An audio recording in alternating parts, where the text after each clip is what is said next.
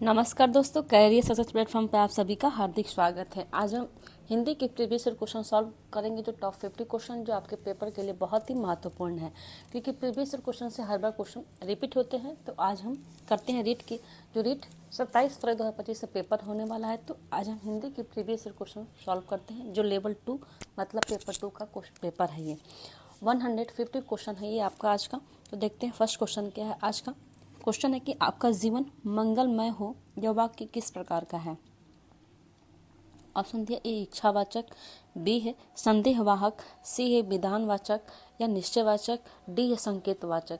मतलब आपका जीवन मंगलमय हो तो ये हम क्या जाहिर कर रहे हैं अपने आप को, एक इच्छावाचक, मतलब इच्छा जाहिर कर रहे हैं कि आपका जीवन मंगलमय हो। तो इसका राइट हो जाएगा आंसर, आपको ऑप्शन ए हो जाएगा इसका राइट आंसर। अब हम समझते हैं कि इच्छावाचक वाक्य किसे कहते हैं, क्योंकि परिभाषा से भी एक नंबर का क्वेश्चन आता है। तो इच्छावाचक किसे कहते हैं उसके बारे में थोड़ा सा हम समझते हैं। जिन वाक्यों में किसी इच्छा, आशा, आशीर्वाद या शुभ कामना का बोध होता है उन्हें इच्छावाचक कहते हैं। वाक्यों जिन वाक्यों से किसी इच्छा, आशा, आशीर्वाद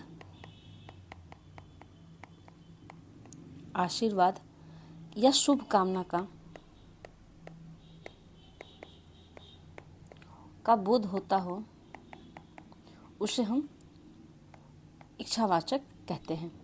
इसी प्रकार से हम ये समझते हैं कि संदेहवाचक किसे कहते हैं। संदेहवाचक वाक्य किसे कहते हैं उसके बारे में थोड़ा समझते हैं। जिन वाक्यों के कार्य में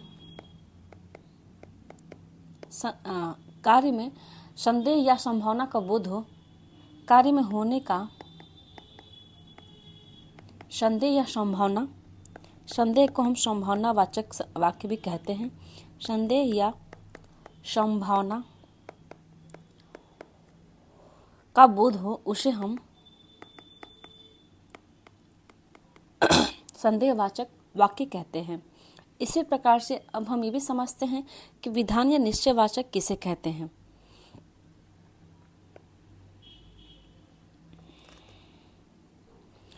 विधान या निश्चयवाचक किसे कहते हैं, वह वाक्य जिससे किसी प्रकार की जानकारी प्राप्त होती हो उसे हम क्या कहते हैं, आपको विधानवाचक या निश्चयवाचक वाक्य कहते हैं। उसी प्रकार के संकेतवाचक किसे कहते हैं, तो किसी विशेष व्यक्ति आदि का निश्चित संकेत करने वाले वाक्य को संकेतवाचक वाक्य कहते हैं। किसी विशेष व्यक्ति आदि का निश्चित संकेत करने वाले वाक्य को संकेतवाचक वाक्य कहते हैं।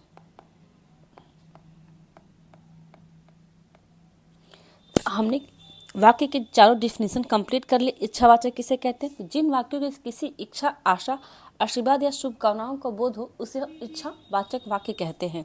उसी प्रकार से संदेहवाचक किसे कहते हैं, तो जिन वाक्यों के कार्य में होने या करने के संदेह या संभावना महसूस हो या भावना उत्पन्न हो उसे हम संदेहवाचक वाक्य कहते हैं। उसी प्रकार से विधान या निश्चयवाचक किसे कहते हैं, तो वह वाक्य जिसे किसी प्रकार की जानकारी प्राप्त हो उसे हम क्या कहते हैं, निश्चयवाचक कहते हैं। उसी प्रकार से संकेतवाचक किसे कहते हैं, तो किसी विशेष व्यक्ति आदि का निश्चित संकेत करने वाले वाक्यों को हम संकेतवाचक कहते हैं। तो क्वेश्चन पूछा था हमारा क्या, आपका जीवन मंगलमय हो, तो इसमें हमारी क्या हो रही, इच्छा जाहिर हो रही है। तो इसका राइट था आंसर, आपका ऑप्शन ए इसका राइट था आंसर। अब हम देखते हैं कि नेक्स्ट क्वेश्चन क्या है इसके बाद से। क्वेश्चन ही गद्यांश का पैराग्राफ है। जो गद्यांश से आपके 5 नंबर को जो क्वेश्चन आते हैं वो बहुत ही महत्वपूर्ण है। आपके क्वेश्चन गद्यांश से कम आपके 5 नंबर क्वेश्चन आते हैं, इसीलिए पैराग्राफ को सही से पढ़िएगा, समझिएगा और इसी के अकॉर्डिंग को क्वेश्चन आंसर को आंसर दीजिएगा। तो हम पैराग्राफ को पढ़ते हैं कि पैराग्राफ है क्या। पैराग्राफ है जब कुछ एक व्यक्ति लाखों के भाग्य की डोर अपने हाथ में थामे रहेंगे, तब तक जीवन का यह रूप कृत्रिम, अस्वाभाविक, असभ्य बना रहेगा। अतः हमें उन सबको एक पार्श्विक चक्र से मुक्त कराने की कोशिश करनी चाहिए। इसलिए सामाजिक भेदभाव, आर्थिक विषमता, राजनीतिक तानाशाही को मिटा दिया जाना चाहिए। जहाँ तक हमारे देश का संबंध है, गांधी जी ने इसके खिलाफ संघर्ष किया और उनका सारा संघर्ष अहिंसा की भावना पर आधारित रहा। उनके अनुसार अहिंसा का अर्थ है सर्वोदय अर्थात सबका कल्याण। उन्होंने अपना सारा जीवन सर्वोदय के लिए समर्पित कर दिया। वे अत्यंत विनीत थे। उन्होंने किसी भी प्रकार का सदाचार और निर्भरता का दावा नहीं किया। उन्होंने धैर्यपूर्वक दूसरों के विचारों को सुना और ऐसे लोगों के साथ कभी भी अपना माथा गर्म नहीं किया। इस प्रकार का धैर्य आज के संसार में विजयी हो सकता है। इसलिए गांधी जी का जीवन लोगों का आदर्श बन गया है। मानवता के लिए आशा है कि उसके भविष्य के लिए एक प्रेरणा है। तो ये था हमारा आपका पैराग्राफ गद्यांश का। इसके संबंध में देखते हैं क्वेश्चन किस प्रकार से पूछा गया, इसी के अकॉर्डिंग को हम आंसर को देंगे। क्वेश्चन है, इनमें से सर्वनामिक विशेषण किसमें है? दिया ऑप्शन गांधी जी ने इनके खिलाफ संघर्ष किया, बी है इस पार्श्विक चक्र से मुक्त कराने का, सी है उनके अनुसार अहिंसा का अर्थ, डी है वे अत्यंत विनीत थे।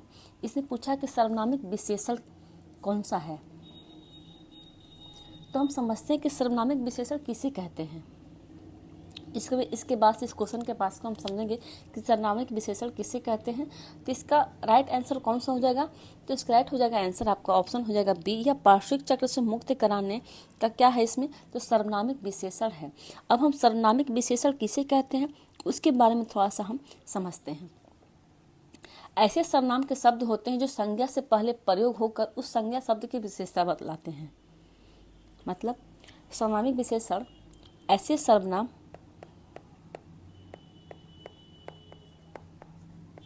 शब्द होते हैं जो संज्ञा से पहले प्रयोग होकर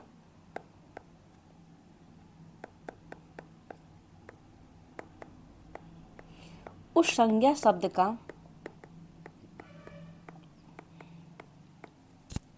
की विशेषता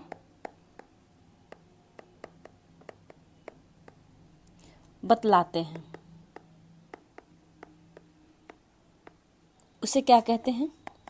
उसे सर्वनामिक विशेषण कहते हैं।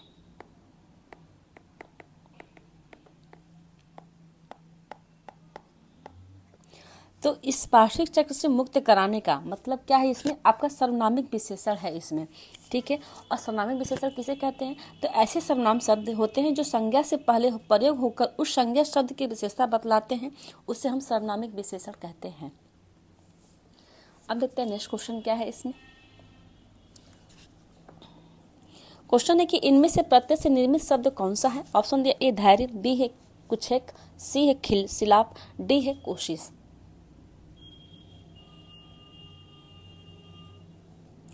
तो आपका देखिए, सबसे पहली चीज़ कि रीट का जो हिंदी का सिलेबस है उसे आप बिल्कुल कंठस्थ कर ले, क्योंकि आपके हर क्वेश्चन में वर्णमाला, उपसर्ग प्रत्यय, लिंग वचन, आपका समास संधि से हर बार क्वेश्चन बहुत ही भर भर के पूछे गए हैं। सबसे अधिक तो गद्यांश के 5 क्वेश्चन में से सिर्फ आपका 3 नंबर का क्वेश्चन व्याकरण से है।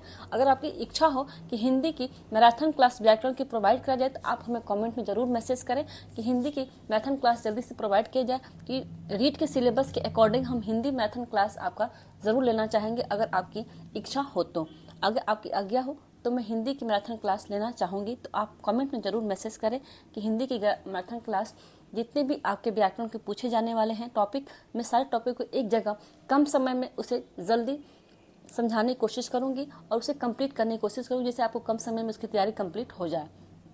क्योंकि आपका हिंदी 30 नंबर का है तो आप बिल्कुल अपने हाथों में 30 नंबर ले सकते हो, क्योंकि व्याकरण से कम क्वेश्चन 20 नंबर का आया हुआ है हर सेट में।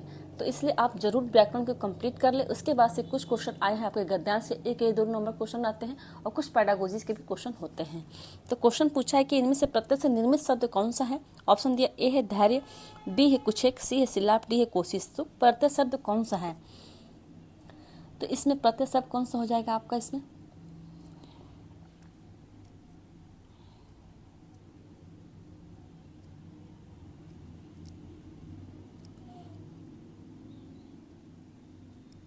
तो इसका राइट हो जाएगा आंसर आपका ऑप्शन ए, इसका राइट हो जाएगा आंसर। ये क्या हमारे तो प्रत्यय से निर्मित शब्द हैं। इसमें एक ऑप्शन डी कोशिश भी है जो प्रत्यय से निर्मित शब्द है, लेकिन इसका एक हो जाएगा आंसर आपको ऑप्शन ए, इसका राइट हो जाएगा आंसर। अब हम समझते हैं कि प्रत्यय किसे कहते हैं। प्रत्यय किसे कहते हैं इसके बारे में थोड़ा सा हम समझते हैं। प्रत्यय वे शब्द हैं जो दूसरे शब्दों के अंत में जुड़कर अपनी प्रकृति का अनुसार शब्द के अर्थ में परिवर्तन करते हैं, उसे हम क्या कहते हैं, प्रत्यय शब्द कहते हैं। वे शब्द जो दूसरे शब्दों के अंत में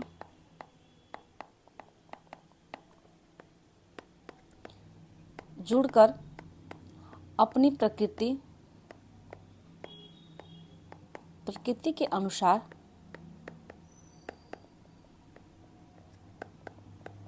शब्द के अर्थ में परिवर्तन करते हैं,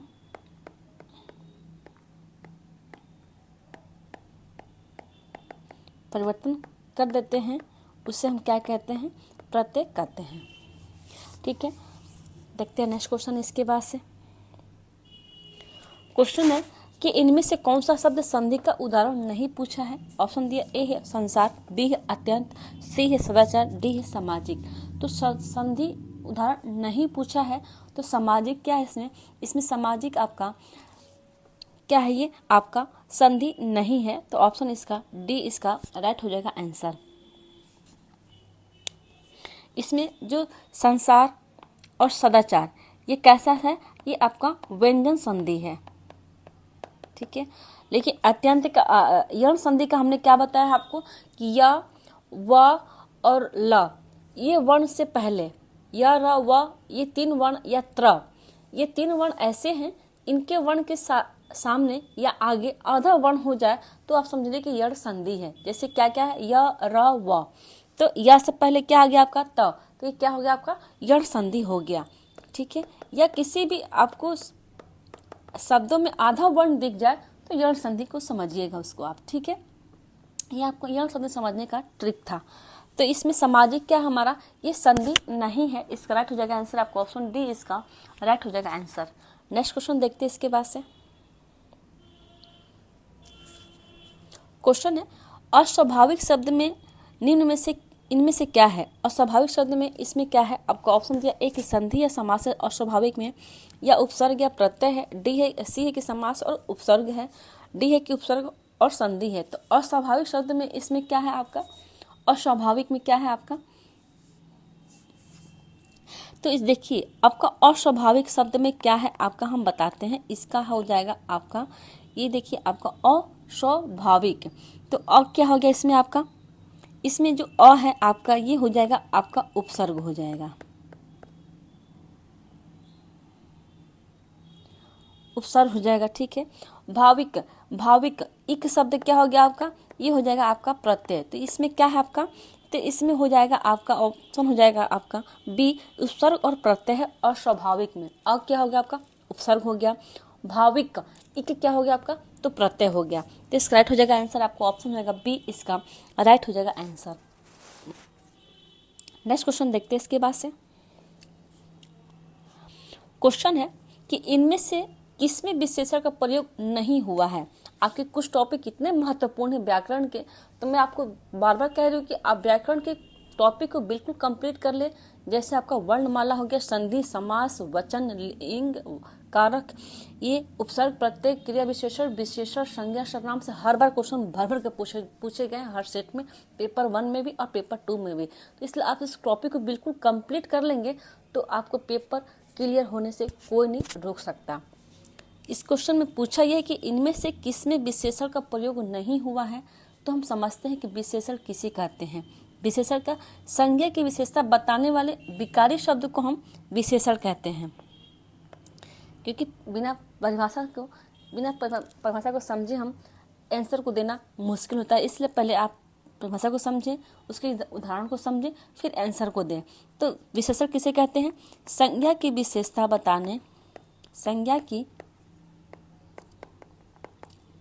बताने वाले विकारी शब्द को विशेषण कहते हैं।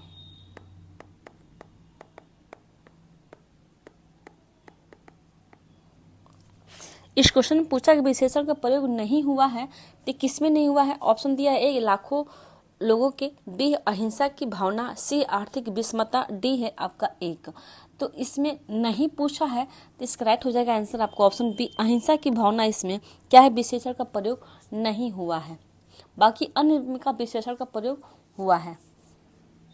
नेक्स्ट क्वेश्चन देखते हैं इसके बाद से। तो ये हमारा पैराग्राफ के 5 क्वेश्चन थे जो आपके लिए बहुत ही महत्वपूर्ण थे। अब इसके बाद से देखते हैं नेक्स्ट क्वेश्चन क्या है। आपका नेक्स्ट भी आपका गद्यांश से है, जो आपके 5 नंबर के क्वेश्चन हैं। तो पहले पैराग्राफ को पढ़िए, समझिए, उसके बाद से आंसर को देने की कोशिश कीजिए। और पैराग्राफ के अकॉर्डिंग ही आंसर को दिया। अगर क्वेश्चन पूछा नहीं तो आपको नहीं में आंसर देना है। अगर उसने कहा कि हाँ और गलत है, फिर भी आपको हाँ में आंसर देना है, क्योंकि अपने इच्छा के अनुसार आंसर नहीं देना, पैराग्राफ के अकॉर्डिंग आपको आंसर देना पड़ेगा। तो हम पैराग्राफ को पढ़ते हैं। पैराग्राफ है कि वह बालक अपने जीवन में संघर्ष ही करता रहा। लोग उससे कहते हैं कि यदि तुमने बचपन पढ़ाई की होती तो ऐसे दिन नहीं देखने पड़ते। वह बचपन में पढ़ने भी गया, लेकिन देवनागरी लिपि को वह नहीं समझ सका। वह अक्सर आम के पेड़ पर चढ़कर कच्चे पक्के आम तोड़ता और दिन गुजारता। कभी वह दीवार पर चढ़कर बैठ जाता, प्यास लगने पर वो पानी पीता, फिर दोस्तों के बीच चला जाता। वह एक भी पुस्तक ठीक से नहीं पढ़ पाया। खाने में उसे उड़द की दाल बहुत पसंद थी। उसकी ये आते ही उसकी गरीबी और बेकारी का कारण बन गए, लेकिन उसने अब भी उम्मीद और आशा नहीं छोड़ी। तो ये था हमारा पैराग्राफ। उसके बाद से हम देखते हैं क्वेश्चन क्या पूछा इसके अकॉर्डिंग। व्याकरण का क्वेश्चन लिंग है आपका। तो देखते हैं क्वेश्चन है कि इनमें से कौन सा शब्द स्त्रीलिंग नहीं पूछा है। तो इसमें कौन सा होगा देखते हैं। ऑप्शन दिया ए लिपि, बी है समझ, सी है पढ़ाई, डी है संघर्ष। इसमें स्त्रीलिंग शब्द कौन सा नहीं है? तो संघर्ष क्या हमारा ये स्त्रीलिंग का शब्द नहीं है। आपका राइट हो जाएगा आंसर, आपको ऑप्शन डी इसका राइट हो जाएगा आंसर। लिपि, समझ, पढ़ाई ये हमारा क्या है? ये स्त्रीलिंग के शब्द है। लेकिन संघर्ष क्या हमारा? ये स्त्रीलिंग के शब्द नहीं है। नेक्स्ट क्वेश्चन देखते हैं इसके बाद से। क्वेश्चन है कि इनमें से कौन सा शब्द कारक उपसर्ग से साथ प्रयुक्त होने पर ही बहुवचन रूप में बदलता है। इसमें क्या है? कारक भी है और वचन का भी आपका क्वेश्चन आया है। मतलब आपका टॉपिक वचन और कारक और लिंग। देखिए इस 2 क्वेश्चन में 3 टॉपिक के क्वेश्चन आ चुके हैं। इनमें से कौन सा शब्द कारक उपसर्ग के साथ प्रयुक्त होने पर ही बहुवचन में बदलता है। ऑप्शन दिया ए है आपका बालक, बी है दीवार, सी है पुस्तक, डी है आपका दाल।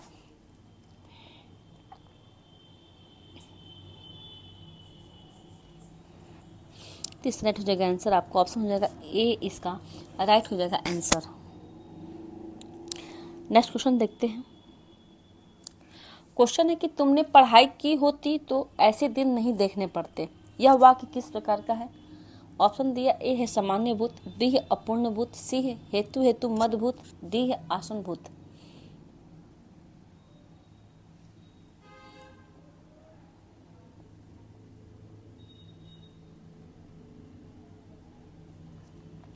तो सेलेक्ट हो जाएगा आंसर आपका ऑप्शन सी हेतु मदभूत।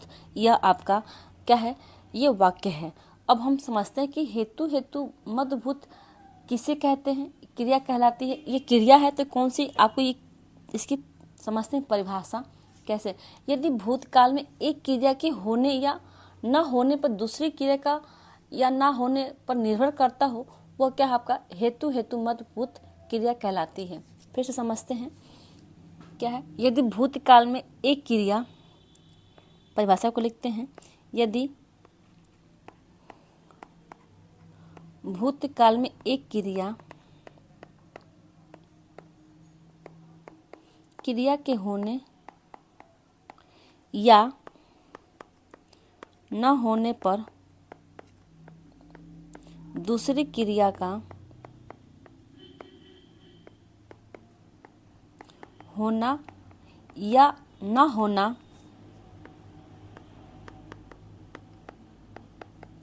निर्भर करता है, तो वह क्या होता है आपका हेतु मदभूत क्रिया कहलाती है।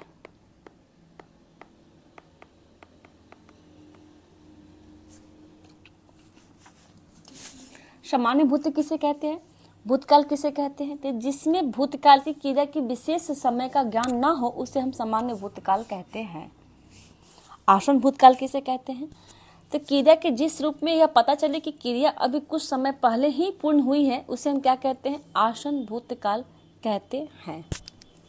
ठीक है, तो हमें ये परिभाषा समझ में आ गई होगी कि हेतु मदभूत क्रिया किसे कहते हैं, आपका आसन भूतकाल किसे कहते हैं, अब सामान्य भूतकाल किसे कहते हैं। अब हम समझते हैं कि अपूर्ण भूतकाल क्या होता है। तो अपूर्ण भूतकाल से ज्ञात होता है कि क्रिया भूतकाल में हो रही थी किंतु उसकी समाप्ति का पता नहीं चलता, वो क्या होता है, हमारा अपूर्ण भूतकाल होता है। मतलब क्रिया भूतकाल में हो रही होती है लेकिन उसकी समाप्ति का पता हमें नहीं चलता, वो क्या है, हमारा अपूर्ण भूतकाल होता है, अपूर्ण भूतकाल कहते हैं उसे।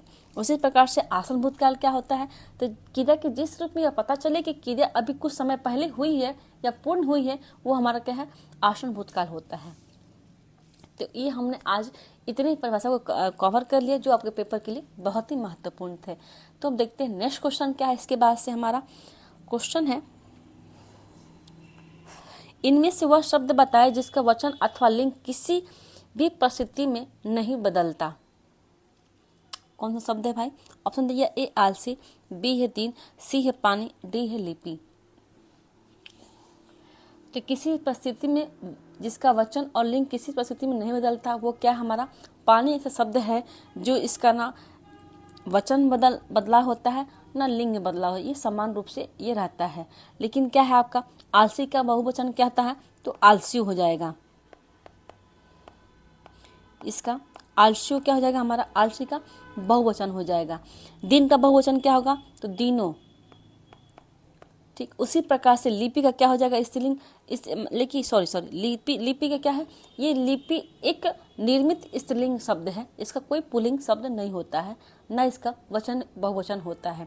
तो लिपि क्या हमारा, ये स्त्रीलिंग शब्द है, ये क्या हमारा, ये एक निर्मित स्त्रीलिंग शब्द है, ना इसका कोई पुल्लिंग शब्द नहीं होगा। तो पानी ऐसा शब्द है जिसका ना वचन में बदलाव होता है ना लिंग में बदलाव होता है, ये समान परिस्थिति में एक ही समान रहता है। तो इसका राइट हो जाएगा आंसर आपका ऑप्शन सी, पानी इसका राइट हो जाएगा आंसर। नेक्स्ट क्वेश्चन देखते हैं इसके बाद से।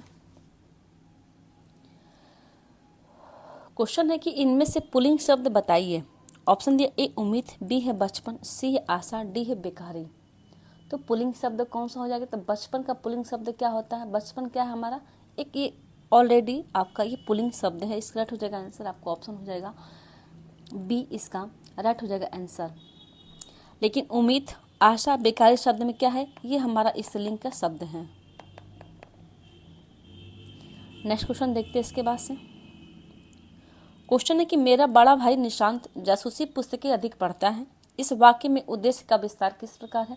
ऑप्शन दिया ए निशांत, बी है मेरा बड़ा भाई, सी जासूसी, डी है पुस्तकें। तो इसका राइट हो जाएगा आंसर आपको ऑप्शन हो जाएगा बी, मेरा बड़ा भाई क्या है, इसमें उद्देश्य का विस्तार बताया गया है। नेक्स्ट क्वेश्चन देखते हैं। पखंडी व्यक्ति के लिए उपयुक्त मुहावरा है। ऑप्शन दिया ए बच्चे के ताऊ, बी है पैंतरबाज, सी है बगुला भगत, डी है भाई का लाल।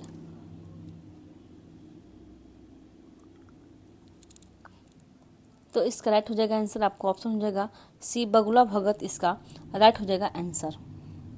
नेक्स्ट क्वेश्चन है, जमात में करामात का अर्थ क्या होता है। ऑप्शन दिया ए जमात में रहने वाले लोग खुरापात करते हैं, बी है जमात में रहकर लोग गड़बड़ियाँ करते हैं, सी है साथ रहने से कुछ ना कुछ गड़बड़ होता है, डी है एकता में शक्ति होती है। तो जमात में करामात का अर्थ होता है एकता में शक्ति होती। राइट हो जाएगा आंसर आपको ऑप्शन डी इसका राइट हो जाएगा आंसर। नेक्स्ट क्वेश्चन देखते हैं इसके बाद से। क्वेश्चन है कि भाषा में बीम के प्रकार हैं। ऑप्शन दिया ए 2 है, बी है 7 है, सी है 1 है, डी है 4।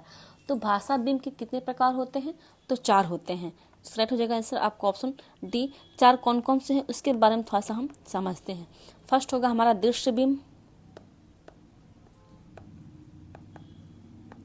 सेकेंड हो जाएगा हमारा क्या सा श्रव्य बीम मतलब सुनना,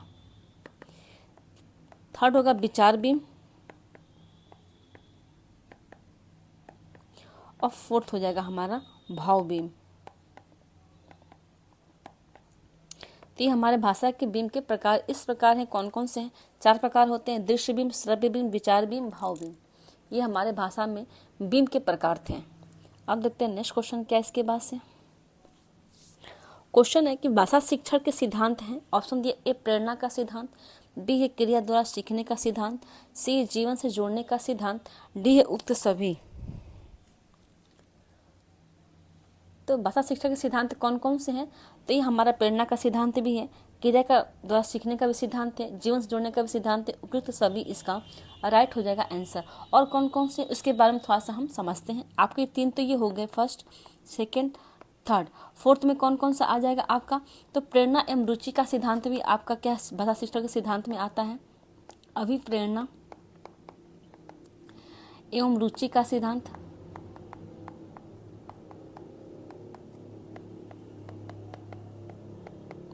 फिफ्थ हो जाएगा हमारा क्या क्रियाशीलता का सिद्धांत,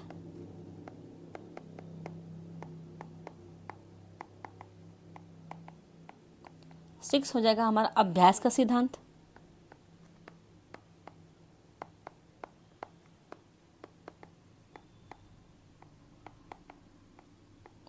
सेवेंथ हो जाएगा हमारा कौन सा समन्वय का सिद्धांत, एट हो जाएगा हमारा व्यक्तिगत विभिन्नता का सिद्धांत, व्यक्तिगत विभिन्नता का सिद्धांत। नाइन्थ हो जाएगा हमारा कौन सा? तो ये आपका हो जाएगा क्रम का सिद्धांत, जिसको हम बोलते हैं क्रम का सिद्धांत।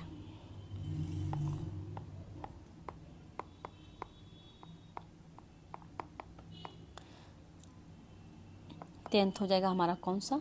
तो ये हो जाएगा अनुकरण का सिद्धांत या बाल केंद्रित का भी सिद्धांत हमारा क्या है भाषा शिक्षा सिद्धांत में आता है, आपका बाल केंद्रित शिक्षा का सिद्धांत। और कौन सा हो जाएगा? अनुकरण का सिद्धांत हो जाएगा।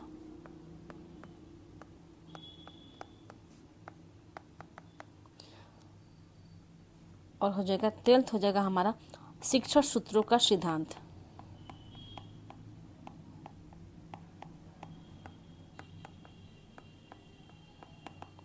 तो भाषा शिक्षा के सिद्धांत कौन कौन से हैं? तो प्रेरणा का सिद्धांत है, क्रिया द्वारा सीखने का सिद्धांत है, जीवन से जोड़ने का सिद्धांत है, अभिप्रेरणा एवं रुचि का सिद्धांत है, क्रियाशीलता का सिद्धांत है, अभ्यास का सिद्धांत है, सेवेंथ हो जाएगा समन्वय का सिद्धांत है, व्यक्तिगत विभिन्नता का सिद्धांत है, क्रम का सिद्धांत है, बाल केंद्रित शिक्षा का सिद्धांत है, अनुकरण का सिद्धांत है और शिक्षा सूत्रों का भी सिद्धांत हमारा क्या है? ये हमारे आपके आते हैं आपके भाषा शिक्षा के अंतर्गत हमारे इतने मुख्य जो सिद्धांत है जो इस प्रकार से दिए गए हैं।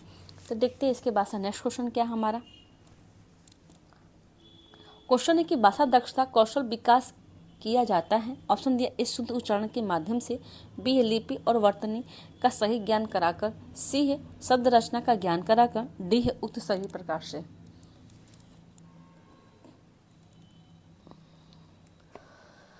तो इसका राइट हो जाएगा आंसर आपको ऑप्शन डी उक्त सही प्रकार से क्या होता है? तो भाषा कौशल का विकास किया जा सकता है। नेक्स्ट क्वेश्चन देखते हैं इसके बाद से। क्वेश्चन है कि रचना शिक्षण के मुख्य रूप होते हैं, कितने होते हैं? ऑप्शन दिया ए है 5, बी है 2, सी है 3, डी है 7। तो रचना शिक्षण के मुख्य रूप कौन से होते हैं? तो 2 होते हैं। इसका राइट हो जाएगा आंसर आपको ऑप्शन बी। कौन कौन से होते हैं? तो फर्स्ट होता है हमारा मौलिक रचना, सेकेंड होता है हमारा लिखित रचना,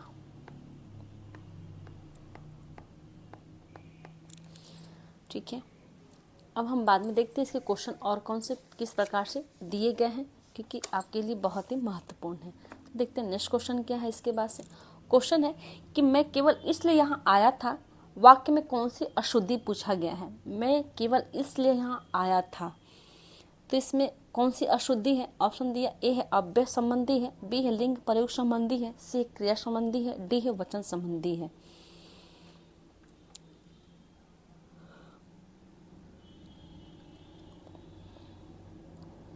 इसका राइट हो जाएगा आंसर आपको ऑप्शन हो जाएगा ए अव्यय संबंधी इसका क्या अशुद्धि है। अव्यय किसे कहते हैं, तो अव्यय हम कहते हैं कि अव्यय उन शब्दों को कहते हैं जिसमें लिंग, वचन, कारक इत्यादि के कारण कोई परिवर्तन नहीं होता है, वो क्या होता है हमारा अव्यय होता है। लेकिन इसमें पूछा है कि मैं केवल इसलिए यहाँ आया था, वाक्य में अशुद्धि किसका है, तो अव्यय का है आपका अशुद्धि, इसका राइट हो जाएगा आंसर। अव्यय किसे कहते हैं, इसको नोट कर लीजिएगा नोटबुक में। तो उन शब्दों को अव्यय उन शब्दों को कहते हैं जिनमें लिंग, वचन, कारक इत्यादि के कारण कोई परिवर्तन नहीं होता।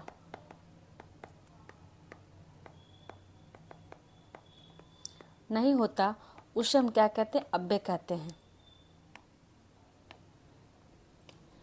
नेक्स्ट क्वेश्चन देखते हैं इसके बाद से।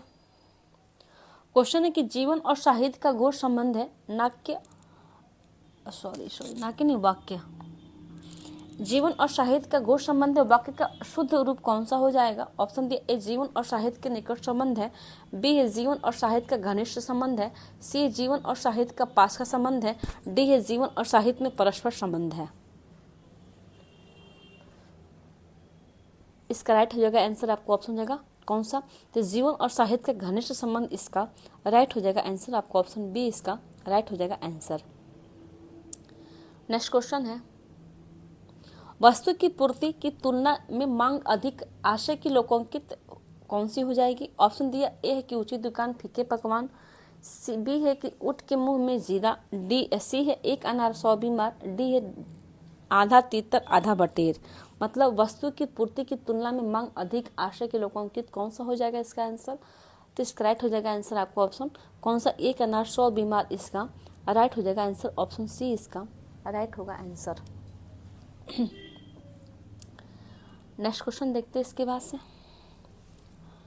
घास काटना मुहावरे का सही अर्थ बताइए। ऑप्शन दिया, एक कुछ भी असर ना होना, बी है कठिनता पूर्वक कार्य करना, सी है गैर जिम्मेदार होना, डी है गुणवत्ता का ध्यान रखे बिना जैसे तैसे काम निपटाना। तो घास काटने का मुहावरा का अर्थ क्या होता है, तो गुणवत्ता का ध्यान रखे बिना जैसे तैसे काम निपटाना इसका राइट हो जाएगा आंसर आपको ऑप्शन डी इसका राइट हो जाएगा आंसर। नेक्स्ट क्वेश्चन है, विद्वान सब जगह पूजा जाता है, वाक्य में प्रयुक्त हुआ है, तो इसमें कौन सा हुआ है आपका प्रयोग, वाक्य कौन सा शब्द का प्रयोग हुआ। ऑप्शन दिया, एक क्रिया का, बी है संज्ञा का, सी है क्रिया विशेषण का, डी है उपयुक्त तीनों। तो विद्वान सब जगह पूजा जाता है, वाक्य में क्या हुआ प्रयोग आपका, इसमें क्रिया का भी प्रयोग हुआ है, संज्ञा का भी प्रयोग हुआ और क्रिया विशेषण का भी प्रयोग हुआ है। तो इसका राइट हो जाएगा आंसर आपको ऑप्शन डी इसका राइट हो जाएगा आंसर। इसमें जो विद्वान है, ये विद्वान क्या है हमारा, ये आपका संज्ञा है, और पूजा जाता है तो इसमें क्या है आपका, ये हो जाता है आपका क्रिया का हो जाता है, और सब जगह क्या हो गया इसमें हमारा, ये हो जाता है हमारा क्रिया विशेषण का प्रयुक्त हुआ है।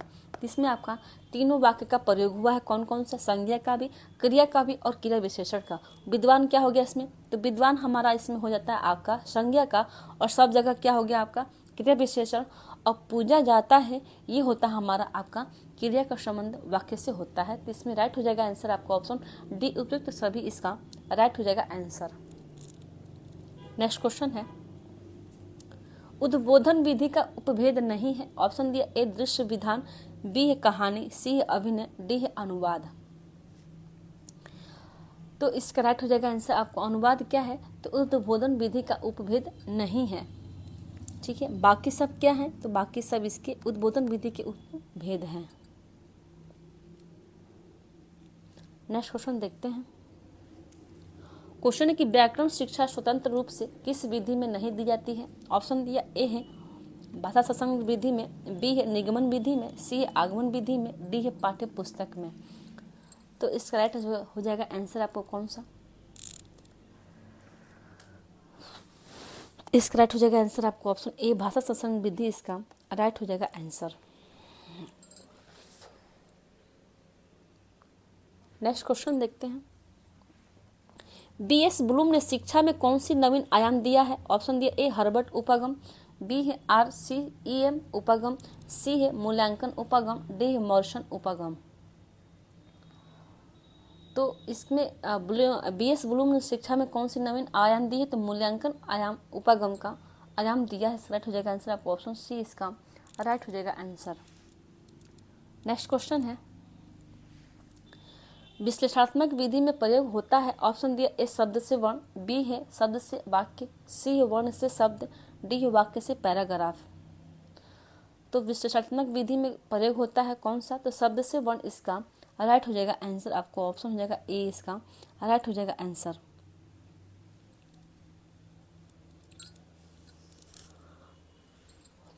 नेक्स्ट क्वेश्चन देखते हैं।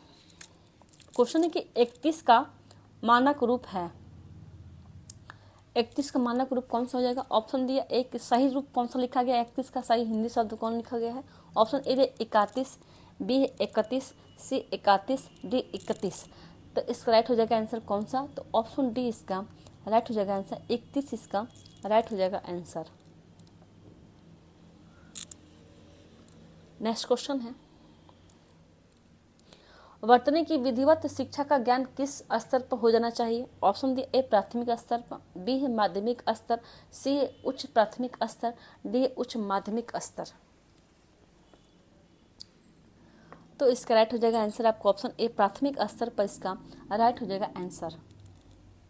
नेक्स्ट क्वेश्चन है, भाषिक सामग्री है। ऑप्शन डी ए मूल विषय वस्तु, बी है शब्दावली, सी है प्रत्यय, डी है मूल विषय वस्तु एवं प्रत्यय।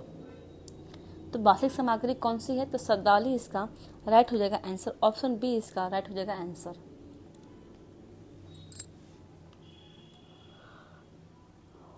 नेक्स्ट क्वेश्चन है, बुलेटिन बोर्ड है कौन सा है? ऑप्शन डी ए शब्द सामग्री, बी है दृश्य श्रव्य सामग्री, सी है दृश्य सामग्री, डी है आपका कोमल सामग्री। तो आपका जो बुलेटिन बोर्ड है वो किस प्रकार का है सामग्री? तो ये दृश्य सामग्री है आपका, इसका राइट हो जाएगा आंसर आपका ऑप्शन सी, इसका राइट हो जाएगा आंसर। नेक्स्ट क्वेश्चन देखते हैं इसके बाद से। अधिक विश्वसनीय परीक्षण है। ऑप्शन दिया ए शिक्षक निर्मित परीक्षण, बी है आत्मनिष्ठ परीक्षण, सी है मौखिक परीक्षण, डी है प्रमाणीकृत परीक्षण।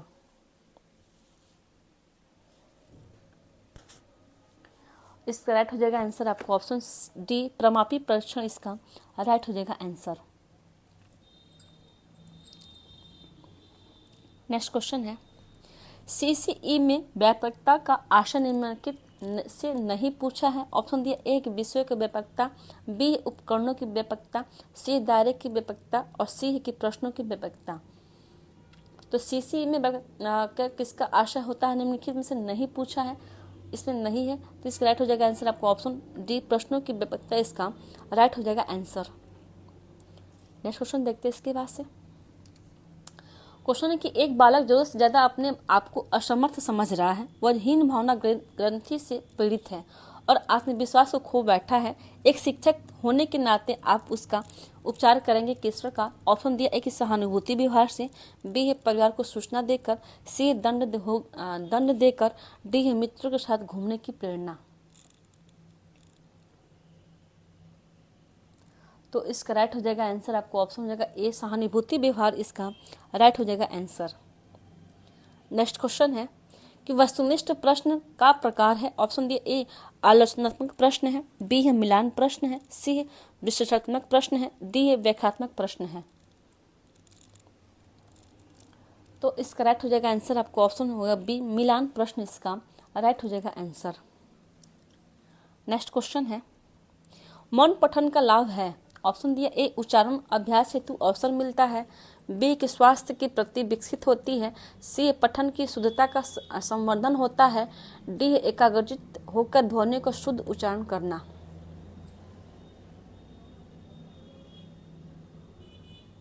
तो इसका राइट आंसर कौन सा हो जाएगा? इसका राइट हो जाएगा आंसर आपका ऑप्शन हो जाएगा कौन सा? स्वास्थ्य की प्रवृत्ति विकसित होती है मौन पठन का लाभ से। इसका राइट हो जाएगा आंसर आपका ऑप्शन बी इसका राइट हो जाएगा आंसर। नेक्स्ट क्वेश्चन देखते हैं। एक अच्छे मूल्यांकन की विशेषता नहीं पूछा है। ऑप्शन डी ए वैधता, बी है वस्तुनिष्ठ, सी आत्मनिष्ठता, डी है व्यापकता। तो एक अच्छे मूल्यांकन की विशेषता नहीं पूछा है, तो इसका राइट हो जाएगा आंसर आपको कौन सा? आत्मनिष्ठा इसकी राइट हो जाएगी आंसर। नेक्स्ट क्वेश्चन देखते हैं। रचना शिक्षण का उद्देश्य है। ऑप्शन ए साहित्य सृजन की प्रेरणा देना, बी है क्रमबद्धता बनाना, सी है सुबद्धता सुसंबद्धता बनाना, डी है व्याकरण समस्त कार्य करना। तो रचना शिक्षण का उद्देश्य किससे है? तो इसका राइट हो जाएगा आंसर आपका ऑप्शन हो जाएगा ए साहित्य सृजन की प्रेरणा देना, इसकी राइट हो जाएगा आंसर। अब हमारा आता है गद्यांश के कुछ पैराग्राफ जो आपके पेपर के लिए बहुत ही महत्वपूर्ण है। तो हम पैराग्राफ को पढ़ने के बाद उसी के अकॉर्डिंग को आंसर को देंगे। तो हमारा पैराग्राफ है कि स्वावलंबन सफलता की कुंजी है। स्वावलंबी व्यक्ति जीवन में यश और धन दोनों अर्जित करता है। दूसरे के सहारे जीने वाला व्यक्ति तिरस्कार का पात्र बनता है। निरंतर निरादर और तिरस्कार पाता हुआ वह अपने आप में हीन भावना से ग्रस्त होने लगता है। जीवन का यह तथ्य व्यक्ति के जीवन पर ही नहीं वरन जाति और राष्ट्र पर भी लागू होता है। यही कारण है कि स्वाधीनता संघर्ष के दौरान गांधी जी ने देशवासियों में जातीय गौरव का भाव जगाने हेतु स्वावलंबन का संदेश दिया था। चरखा आंदोलन और दांडी कुछ इस दिशा में गांधी जी के बड़े प्रभावी कदम सिद्ध हुए। स्वावलंबन के मार्ग पर ही चलकर ही व्यक्ति जाति समाज और राष्ट्र उत्कर्ष को प्राप्त होते हैं। ये था हमारा पैराग्राफ। अब हम देखते हैं कि इसके अकॉर्डिंग क्वेश्चन किस प्रकार से दिए गए हैं, समझते हैं। क्वेश्चन हमारा है कि तिरस्कार शब्द में कौन सी संधि प्रयुक्त होती है। आपके हर पैराग्राफ में कम से कम 5 में से सिर्फ आपका 4 नंबर का तो व्याकरण से क्वेश्चन आया हुआ है। उसके बाद से एक क्वेश्चन सिर्फ गद्यांश से आया हुआ है। मतलब यह कि व्याकरण बहुत ही महत्वपूर्ण है आपकी तैयारी में। तो व्याकरण को बिल्कुल कंठस्थ कर लें। हमारे चैनल पर सभी टॉपिक आपको प्रोवाइड करा दी गई है, उसे जाकर वीडियो को देखें और like and subscribe and share जरूर करें। तो तिरस्कार में कौन सी संधि है, कौन सी संधि प्रयुक्त होती है? ऑप्शन दिया ए व्यंजन संधि, बी है यड़ संधि, सी है विसर्ग संधि, डी है गुण संधि।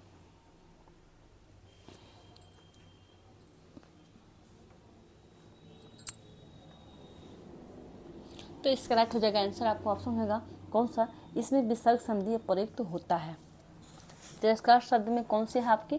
तो विसर्ग संधि है। अब हम समझते हैं कि विसर्ग संधि किसे कहते हैं। तो विसर्ग के साथ स्वर और व्यंजन, स्वर या व्यंजन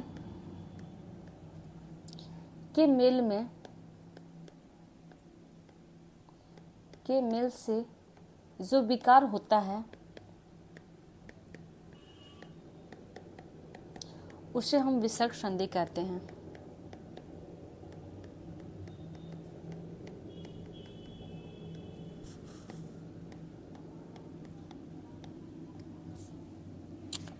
जो स्वर और व्यंजन के मेल से जो विकार उत्पन्न होता है उसे हम क्या कहते हैं? विसर्ग संधि कहते हैं। इसके बाद हम देखते हैं नेक्स्ट क्वेश्चन क्या है हमारा। विसर्ग संधि तो हमने देख लिया कि विसर्ग संधि किसे कहते हैं।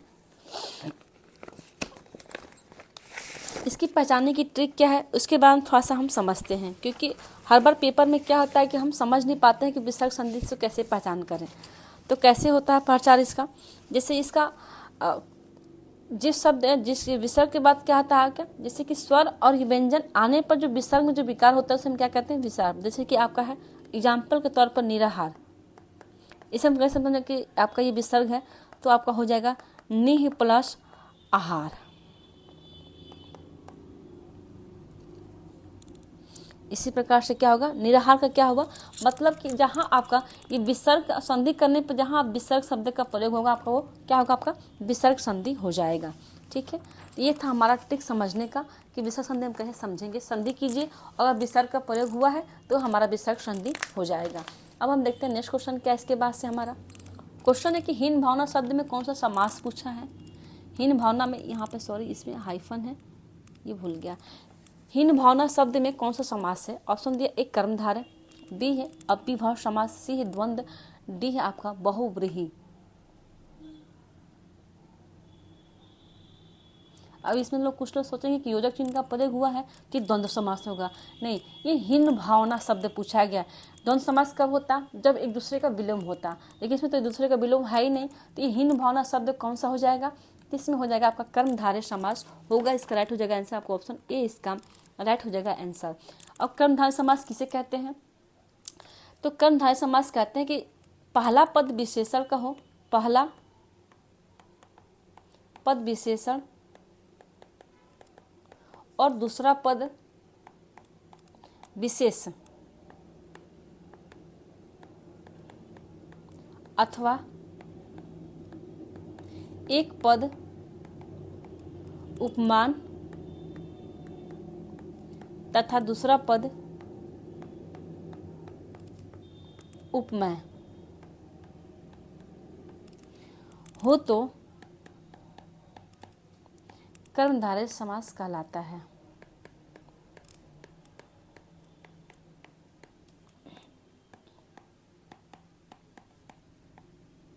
जहाँ पहला पद विशेष और दूसरा पद विशेष अथवा पहला पद में एक पद में उपमान हो और दूसरे पद में उपमेय हो, वो हमारा क्या है? आपका कर्मधारय समास है। तो हीन भावना में कौन सा समास हो गया हमारा? ये कर्मधारय समास हो गया। देखते हैं नेक्स्ट क्वेश्चन इसके बाद से। उत्कर्ष का सही विलोम शब्द क्या होगा? ऑप्शन दिया ए अपकर्ष, बी है अपयश, सी है अपकार, डी है अवनति। तो उत्कर्ष में कौन सा समास कौन सा विलोम शब्द हो जाएगा? तो अपकर्ष इसका राइट हो जाएगा आंसर। नेक्स्ट क्वेश्चन देखते हैं इसके बाद से। स्वावलंबनी शब्द में के लिए प्रयुक्त सही वाक्यांश कौन सा हो जाएगा? ऑप्शन दिया ए स्वयं की इच्छा से सेवा करने वाला, बी है स्मरण करने योग्य, सी है जो हर प्रकार से आत्मनिर्भर हो, डी है बिना संकोच बोलने वाला। स्वावलंबी शब्द के प्रयुक्त वाक्यांश क्या हो जाएगा? तो जो हर प्रकार से आत्मनिर्भर हो उसे हम क्या कहते हैं? स्वावलंबी कहते हैं। तो राइट हो जाएगा आंसर, आपका ऑप्शन सी इसका राइट हो जाएगा आंसर।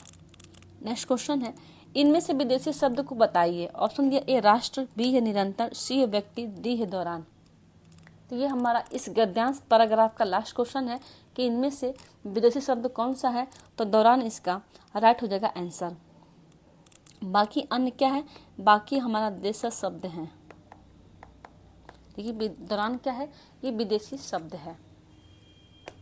देखते हैं नेक्स्ट क्वेश्चन क्या है इसके बाद से। अब हमारा आया आपका गद्यांश का भी, जो इससे पहले वाला हमने गद्यांश के 5 क्वेश्चन कर लिए। ये हमारे गद्यांश के अलग पैराग्राफ को पढ़ते हैं। पैराग्राफ है कि आज के विज्ञान युग में प्रदूषण की समस्या एक बड़ी चुनौती बनकर खड़ी है।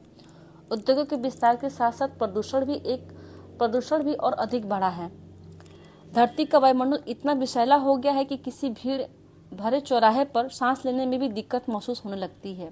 प्रकृति में जब तक संतुलन बना हुआ था तब तक जल वायु दोनों ही शुद्ध थे।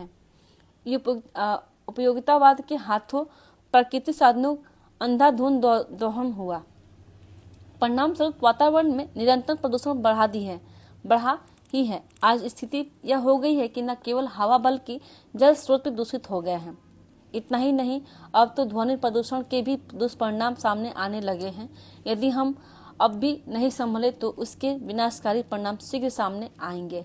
ये था हमारा पैराग्राफ। अब हम देखते हैं इसके अकॉर्डिंग क्वेश्चन किस प्रकार से दिए गए हैं। इसके 5 क्वेश्चन समझते हैं। क्वेश्चन है कि इनमें से कौन सा शब्द पुल्लिंग शब्दों से असंगत है? ऑप्शन दिया ए विनाश, बी स्थिति, सी वातावरण, डी है परिणाम। तो पुल्लिंग शब्दों से असंगत शब्द कौन सा है?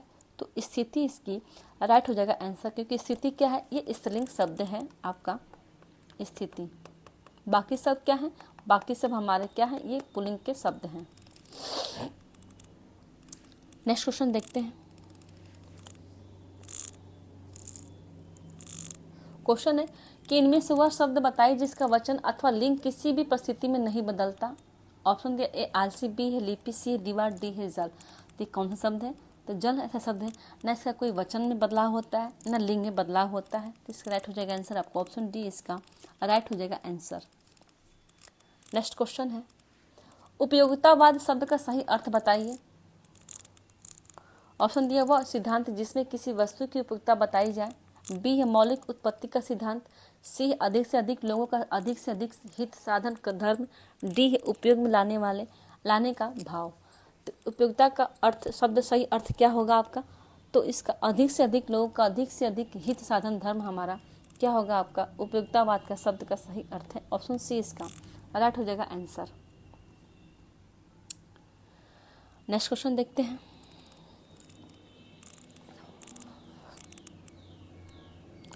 क्वेश्चन है कि यदि हम अब भी नहीं संभले तो उसके विनाशकारी परिणाम शीघ्र सामने आएंगे। वाक्य में कौन से काल की प्रयुक्ति हुई है। ऑप्शन दिया ए आसन भूतकाल, बी है अज्ञात वर्तमान, सी संदिग्ध वर्तमान, डी है संभाव्य भविष्यत। तो इसका राइट हो जाएगा आंसर आपको ऑप्शन संभाव्य भविष्यत इसका राइट हो जाएगा आंसर।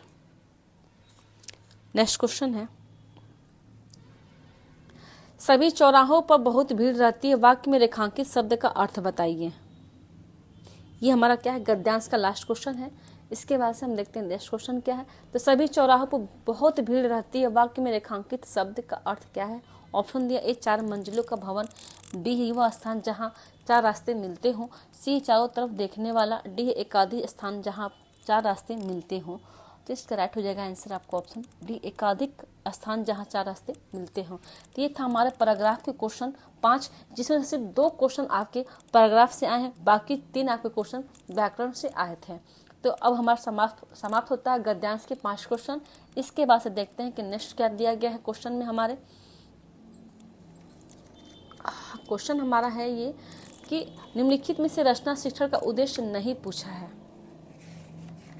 उद्देश्य नहीं पूछा है तो इसका राइट आंसर कौन सा हो जाएगा। ऑप्शन देखते हैं ए है आपका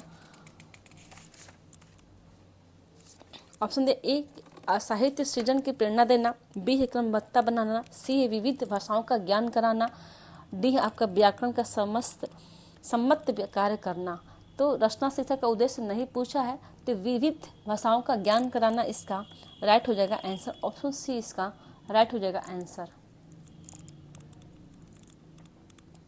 नेक्स्ट क्वेश्चन देखते हैं। अभिक्रमित अनुदेशन विधि के सिद्धांत में सम्मिलित है। ऑप्शन दिया ए स्वगीत का सिद्धांत, बी समूह गति का सिद्धांत, सी प्रगति का सिद्धांत, डी कक्षीय एकता का सिद्धांत। तो अभिक्रमित अनुदेशन विधि का सिद्धांत किसमें सम्मिलित है, तो स्वगीत का सिद्धांत में सम्मिलित है। हमारा राइट हो जाएगा आंसर आपका ऑप्शन ए इसका राइट हो जाएगा आंसर। नेक्स्ट क्वेश्चन है निम्न में से कौन सा सस्वर वाचन का भेद नहीं पूछा है। ऑप्शन दिया ए है आदर्श वाचन, बी है समवेत वाचन, सी अनुकरण वाचन, डी है गहन वाचन। तो सस्वर वाचन का भेद नहीं पूछा है तो गहन वाचन इसका राइट हो जाएगा आंसर आपको ऑप्शन हो जाएगा डी इसका राइट हो जाएगा आंसर। तो सस्वर वाचन के भेद कितने होते हैं, इनके होते हैं भेद 2 भेद होते हैं। कौन से, फर्स्ट होता है हमारा कौन सा आदर्श वाचन, सेकंड होता है हमारा कौन सा अनुकरण वाचन। तो सस्वर वाचन कितने भेद हो गए 2, आदर्श वाचन और क्या होगा अनुकरण वाचन। हमारे क्या है सस्वर वाचन के 2 प्रकार के भेद हैं और इसमें नहीं पूछा है तो गहन वाचन क्या हमारा ये सस्वर वाचन के भेद नहीं है। देखते हैं नेक्स्ट क्वेश्चन क्या है इसके बाद से। क्वेश्चन है कि एक अच्छे मूल्यांकन की विशेषता नहीं पूछा है। ऑप्शन दे ए वैधता, बी है आत्मनिष्ठा, सी वस्तुनिष्ठा, डी है व्यापकता। तो मूल्यांकन की विशेषता नहीं कौन सा है तो आत्मनिष्ठा इसकी राइट हो जाएगा आंसर आपको ऑप्शन बी इसका राइट हो जाएगा आंसर। नेक्स्ट क्वेश्चन देखते हैं इसके बाद से।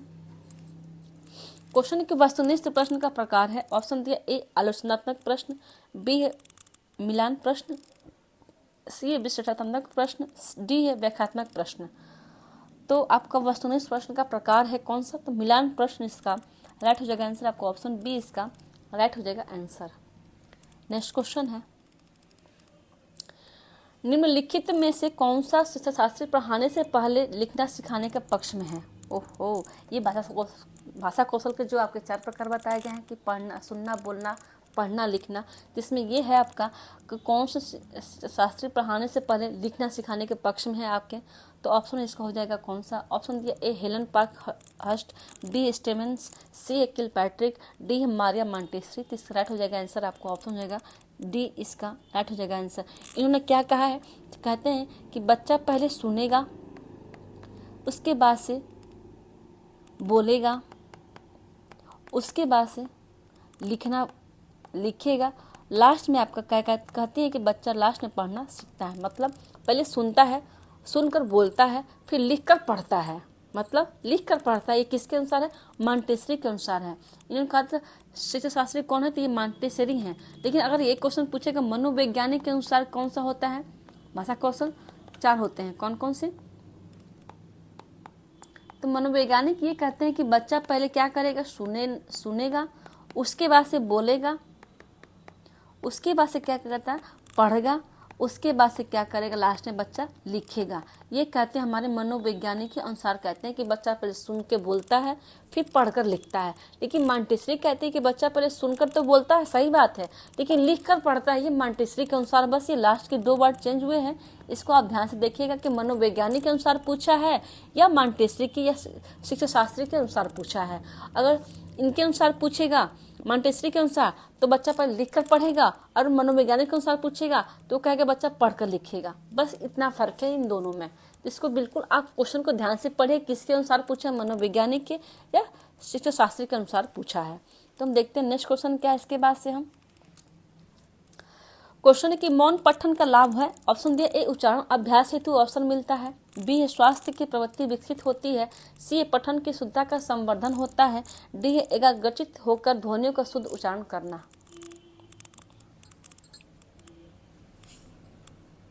तो इसका राइट हो जाएगा आंसर आपको ऑप्शन बी, स्वास्थ्य की प्रवृत्ति विकसित होती है। इसका राइट हो जाएगा आंसर आपको ऑप्शन बी। नेक्स्ट क्वेश्चन देखते हैं। बुलेटिन बोर्ड है। ऑप्शन दिया ए श्रव्य सामग्री, बी है आयामी सामग्री, सी है दृश्य सामग्री, डी है कोमल सामग्री। तो बुलेटिन बोर्ड का क्या अर्थ होता है? किससे होता है? तो दृश्य सामग्री से इसका अर्थ होता है। राइट हो जाएगा आंसर आपको ऑप्शन सी, इसका राइट हो जाएगा आंसर। नेक्स्ट क्वेश्चन है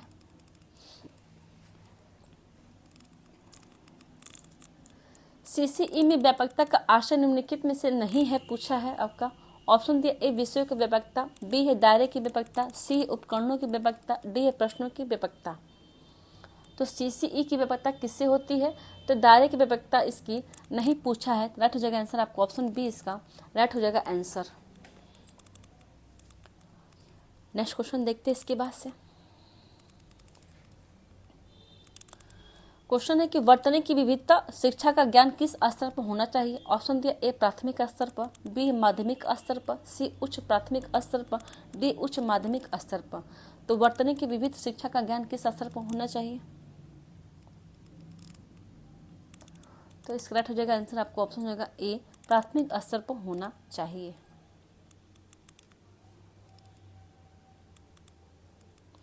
तो प्राथमिक स्तर पर बच्चे किस प्रकार से सीखते हैं? तो प्राथमिक स्तर पर सुनकर और बोलकर बच्चे वर्तनी का विविध ज्ञान का अर्जन करते हैं। किस प्रकार से? सुनकर और बोलकर। और क्या करते हैं? छात्र की बोली और उच्चारण से संबंधित अशुद्धियों को दूर करना, ताकि छात्र उच्च प्राथमिक स्तर पर खेलन कौशल को, लेखन कौशल को सीख सके। तो ये क्या था हमारा? तो वर्तनी की विविध शिक्षा ज्ञान का किस स्तर पर होना चाहिए? तो प्राथमिक स्तर पर इसका राइट हो जाएगा आंसर। अब हम देखते हैं नेक्स्ट क्वेश्चन क्या इसके बाद से।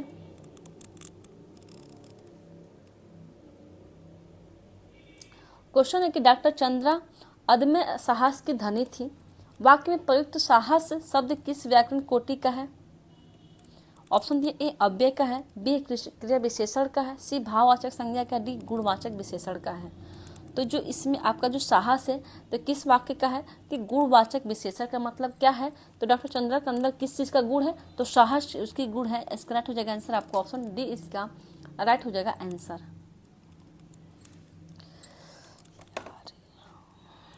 नेक्स्ट क्वेश्चन देखते हैं। गौमूत्र असाध्य रोगों से उपचार में भी उपयोगी है। रेखांकित शब्द में संदर्भ में प्रयुक्त विकल्प है। तो बी में कौन सा है? ऑप्शन देखते हैं। ए कारक चिन्ह है, बी है क्रिया विशेषण है, सी भाववाचक चिन्ह है, डी है गुणवाचक है। तो आपका जो गौमूत्र असाध्य रोगों के उपचार में भी उपयोगी है, मतलब भी क्या हमारा ये क्रिया विशेषण है, क्या हमारा ये क्रिया विशेषण। इसका राइट हो जाएगा आंसर आपको ऑप्शन बी इसका राइट हो जाएगा आंसर। नेक्स्ट क्वेश्चन देखते हैं। निम्नलिखित में से कौन सा कथन त्रुटिपूर्ण है। ऑप्शन दिया ए है सरल वाक्य में एक उद्देश्य और एक ही विधेय होता है। बी है कि संयुक्त वाक्य में दो सरल वाक्यों को और या आदि समुच्चय बोधक अवयव से जोड़कर दिया जाता है। ऑप्शन दिया है कि सी ऐसे वाक्य जिनमें एक प्रधान उपवाक्य हो और अन्य उपवाक्य उस पर आश्रित हो उसे हम मिश्र वाक्य कहते हैं। डी है कि वर्णों के सार्थक समूह के वाक्य बनते हैं। इसने पूछा त्रुटिपूर्ण कौन सा है, तो ऑप्शन डी वर्णों के सार्थक समूह को वाक्य बनते हैं। इसका राइट हो जाएगा आंसर आपको ऑप्शन डी।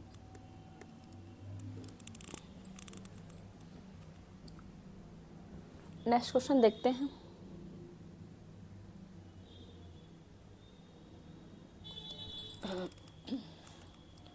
क्वेश्चन है कि यवन सैनिक घोड़े पर बैठकर आया पर किले का दरवाजा बंद था। जैसे उसने दरवाजा खटखटाया चिड़िया पर फड़फड़ाकर उड़ गए।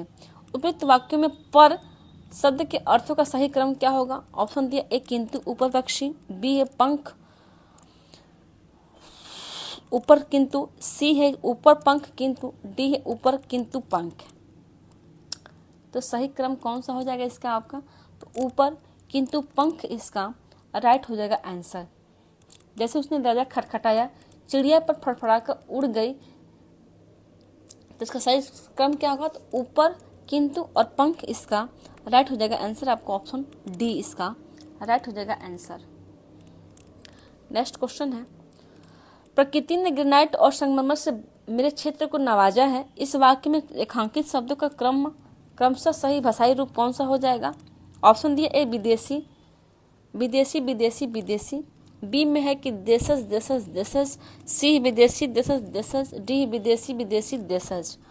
मतलब प्रकृति ने ग्रेनाइट तथा संगमरमर से मेरे क्षेत्र को नवाजा है, इसमें कौन सा होगा आपका सही भाषाई रूप, तो विदेशी विदेशी विदेशी क्या हो जाएगा हमारा ये आपका ये रेखांकित सही रूप भाषाई रूप बताया गया है। ऑप्शन ए इसका राइट हो जाएगा आंसर। नेक्स्ट क्वेश्चन देखते हैं। अब आया हमारा गद्यांश का पैराग्राफ। अब इसको हम पढ़ के इसी के अकॉर्डिंग को आंसर को देंगे। पैराग्राफ है कि क्रोध और मनोविकारों से फुर्तीला है, इसी से अवसर पड़ने पर यह और मनोविकारों का भी साथ देकर उसकी तुष्टि का साधक होता है। कभी वह दया के साथ कूदता है तो कभी घृणा के। एक क्रूर कुमार्गी किसी अनाथ अबला पर अत्याचार कर रहा है। हमारे हृदय में उस अनाथ अबला के प्रति दया उमड़ रही है, पर दया की अपनी शक्ति तो त्याग और कोमल व्यवहार तक होती है। यदि वह स्थिर अर्थ कष्ट में होती तो उसे कुछ देकर हम अपने दया के वेग को शांत कर लेते। ये था हमारा क्या पैराग्राफ, जो इसके अकॉर्डिंग को हम क्वेश्चन को पढ़कर आंसर देंगे। तो क्वेश्चन है कि निम्नलिखित में से स्त्री शब्द का पर्यायवाची शब्द क्या होगा। ऑप्शन दिया ए है इहा, डी है अपगा, सी है शीला, डी है अबला। तो स्त्री का पर्यायवाची शब्द कौन सा हो जाएगा, तो अबला इसकी राइट हो जाएगा आंसर आपका। स्त्री का पर्यायवाची शब्द कौन कौन से शब्द होते हैं इसके बाद थोड़ा सा हम समझते हैं। एक तो हमारा हो गया अबला, दूसरा नारी, महिला, रमणी, कामनी, कांता, सुंदरी, औरत, वनीता इत्यादि। ये शब्द कैसे हैं, तो ये हमारे क्या है स्त्री के शब्द रूप हैं, आपके पर्यायवाची शब्द हैं, ठीक है। और इहा किसके हैं, तो अभिलाषा का पर्यायवाची शब्द क्या होता है, इहा होता है।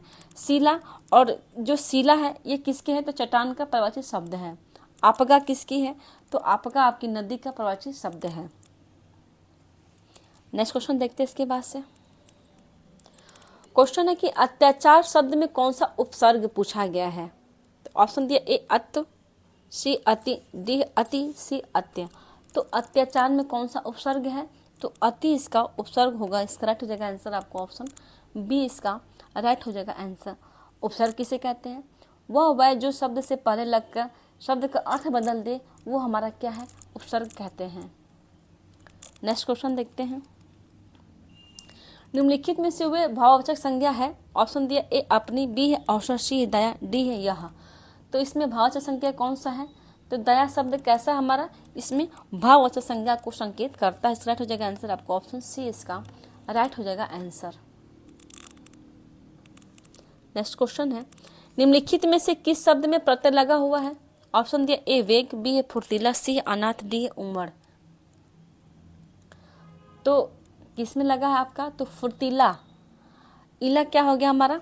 तो इसका राइट हो जाएगा आंसर आपका ऑप्शन बी। फुर्तीला क्या है हमारा? प्रत्यय शब्द का लगा हुआ, जैसे कि फुर्ती प्लस इला, तो इला क्या हो गया हमारा? फुर्तीला शब्द बन गया। तो ये हो जाएगा हमारा प्रत्यय आपका इसमें लगा हुआ है, फुर्तीला शब्द में है। अब देखते हैं कि इस गद्यांश के जो लास्ट क्वेश्चन क्या दिया गया है। क्वेश्चन है कि मनोविकार शब्द का समास विग्रह है। ऑप्शन दिया ए मन से विकार, बी है मन का विकार, डी है मन और विकार, सी है मन के द्वारा विकार। तो मनोविकार का समास विग्रह क्या हो जाएगा आपका? तो मन का विकार, इसकी राइट हो जाएगा आंसर आपको ऑप्शन बी। तो ये हमारा गद्यांश के पैराग्राफ के क्वेश्चन थे। जो इसमें पैराग्राफ से संबंधित कोई क्वेश्चन नहीं था, सिर्फ व्याकरण क्वेश्चन पूछा गया है। आपका परिचय शब्द पूछा है, उपसर्ग पूछा है, प्रत्यय पूछा है, संज्ञा पूछा है और समास पूछा है। मतलब इन 5 क्वेश्चन में 5 टॉपिक पूछे गए हैं व्याकरण के। इसमें गद्यांश से एक भी क्वेश्चन नहीं था जिससे हम पढ़ के समझ सके, सिर्फ व्याकरण क्वेश्चन आए थे और 5 टॉपिक से आए थे। देखते हैं अब नेक्स्ट क्या हमारा। नेक्स्ट भी हमारा क्या है? तो गद्यांश के पैराग्राफ है। इससे पहले पैराग्राफ में सिर्फ व्याकरण क्वेश्चन आया था, गद्यांश संबंधित कोई क्वेश्चन नहीं था। तो हम समझते हैं गद्यांश के पैराग्राफ को पढ़ें, उसके बाद से क्वेश्चन को दें। क्वेश्चन है कि हमें स्वराज मिल गया, परंतु स्वराज हमारे लिए एक सुखद संपन्न ही है। इसका प्रधान कारण यह है कि देश को समृद्ध बनाने के उद्देश्य से कठोर परिश्रम करना हमने अब तक नहीं सीखा। श्रम का महत्व और मूल्य हम जानते नहीं। हम अभी आराम मतलब है कम से कम काम द्वारा जीविका उपार्जित करना चाहते हैं। यह दूषित मनोवृत्ति राष्ट्र की आत्मा में जा बैठी है। यदि हमें इससे मुक्त नहीं होते तो देश आगे नहीं बढ़ सकता और स्वराज में परिणत नहीं हो सकता। ये था हमारा पैराग्राफ। अब समझते इसके अकॉर्डिंग तो क्वेश्चन को देखते हैं।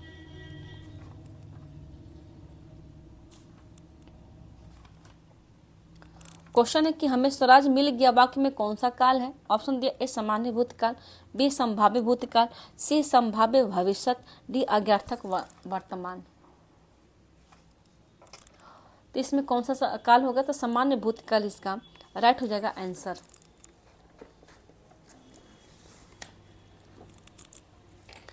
नेक्स्ट क्वेश्चन देखते हैं, निम्न में से कौन सा शब्द पुल्लिंग है? ऑप्शन दिया ए मनोवृत्ति, बी है बैठी, सी है आपका जीविका, डी है स्वप्न। तो इसमें पुल्लिंग शब्द कौन सा हो जाएगा? तो स्वप्न में क्या है हमारा? तो पुल्लिंग शब्द है। बाकी सब में क्या है हमारा? स्त्रीलिंग शब्द है।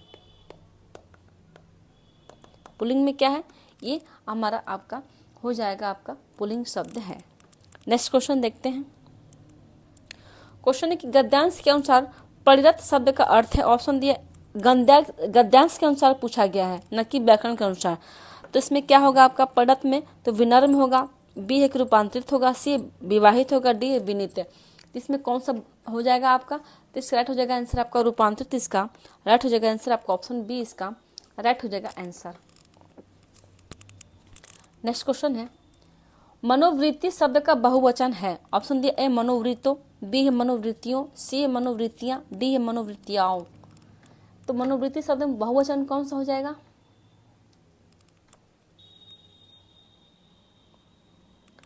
तो इसका राइट हो जाएगा आंसर आपको ऑप्शन हो जाएगा मनोवृत्तियां, इसका राइट हो जाएगा आंसर आपको ऑप्शन सी। अब गद्यांश का देखते हैं लास्ट क्वेश्चन क्या दिया गया है। ये हमारा गद्यांश का लास्ट क्वेश्चन 5वां है। दूसरे शब्द का अर्थ क्या होता है? ऑप्शन दिया ए दोषयुक्त, बी है दोष मुक्त, सी है दोष रहित, डी है दोष विरक्त। तो दूसरे शब्द का अर्थ क्या होता है? तो दोष का अर्थ होता है दोष युक्त, इसका राइट हो जाएगा आंसर आपका ऑप्शन ए, इसका राइट हो जाएगा आंसर। तो अब हमारा गद्यांश के ये 5 क्वेश्चन कंप्लीट हो गए। इसके बाद से देखते हैं कि पैराग्राफ इसके बाद देखते हैं पैडागोजी या व्याकरण से कितने क्वेश्चन पूछे गए हैं। क्वेश्चन के वाक्य के मुख्यतः कितने अंग होते हैं? प्रकार नहीं पूछा, अंग पूछा है। तो कितने अंग होते हैं? ऑप्शन दिया ए है 1, बी है 2, सी है 3, डी है 4। तो कितने अंग होते हैं? तो 2 अंग होते हैं। कौन कौन से होते हैं? फर्स्ट होता है हमारा क्या? उद्देश्य। ये हमारा क्या है? हमारे वाक्य के अंग है। दूसरा होता है आपका विधेय, इसका राइट हो जाएगा आंसर। तो वाक्य के कितने अंग हुए हैं? 2। कौन कौन सा? उद्देश्य और विधेय। नेक्स्ट क्वेश्चन देखते हैं इसके बाद से। अब क्वेश्चन है कि वस्तु की पूर्ति की तुलना में मांग अधिक, आशय के रेखांकित कौन सी है? आप सब ऑप्शन दिया, 1 अनार 100 बीमार, बी ऊंची दुकान फीके पकवान, सी आधा तितर आधा बटे, डी 9 कनौजिया 13 चूल्हे। मतलब वस्तु की पूर्ति की तुलना में मांग अधिक, मतलब इसका हो जाएगा 1 अनार 100 बीमार, इसका राइट होगा आंसर।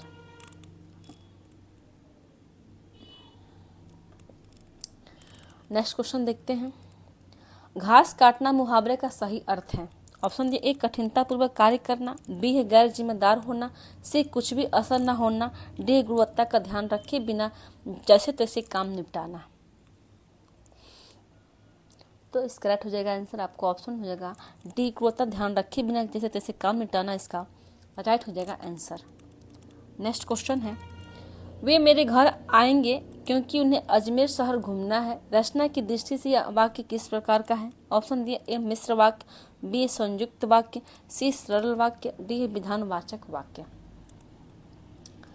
ये किस प्रकार का वाक्य हो जाएगा? तो इसका राइट हो जाएगा आंसर आपको ऑप्शन हो जाएगा ए, मिश्र वाक्य होगा हमारा, क्योंकि वो पूछा है कि वे मेरे घर आएंगे क्योंकि उन्हें अजमेर शहर घूमना है, तो ये मिश्र वाक्य हो गया। नेक्स्ट क्वेश्चन देखते हैं। शगुन मेरी सहेली है, अर्थ के आधार पर इस वाक्य में प्रकार है। अर्थ के आधार पर वाक्य कितने बताए गए हैं? तो 8 बताए गए हैं। तो शगुन मेरी सहेली है, ये कौन सा हो जाएगा? ऑप्शन दिया, ए संभावनार्थक वाक्य है, बी अच्छावाचक है, सी संविधानवाचक है, डी के संकेतार्थक है। तो ये क्या आपका? तो संकेतार्थक इसका राइट हो जाएगा आंसर आपका ऑप्शन डी, इसका राइट हो जाएगा आंसर। ये अर्थ के आधार पर कितने वाक्य होते हैं? 8 होते हैं। ठीक है, रचना के आधार पर कितने होते हैं वाक्य? आपके 3 होते हैं। तो आज का सेट यहीं समाप्त होता है। वीडियो को like and subscribe and share जरूर करें। Thank you.